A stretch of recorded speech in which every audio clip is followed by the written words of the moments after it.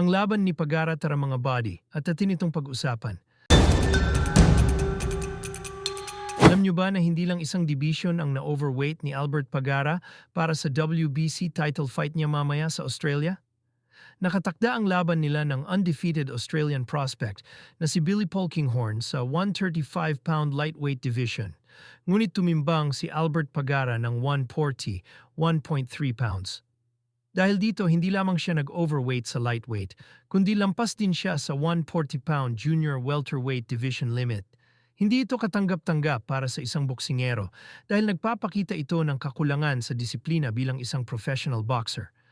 Mabuti na lamang at pumayag pa rin ang komisyon sa Australia na ituloy ang laban mamaya. Gayunpaman, dahil sa pag-overweight ni Pagara, kahit manalo pa siya ay hindi na niya maaaring makuha ang nakatayang WBC Australasia Lightweight title bilang parusa sa kanyang pagsobra sa timbangan.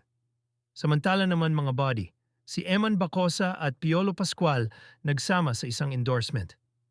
Ini-endorse nila ang isang health and wellness product, perfect sa energy at daily routine. Parehong ginagamit nila ang produkto sa kanilang daily routine para sa energy at focus. Mukhang tuloy-tuloy na nga ang pagsikat ni Eman Bacosa. Lalong papaldo itong si Eman Bacosa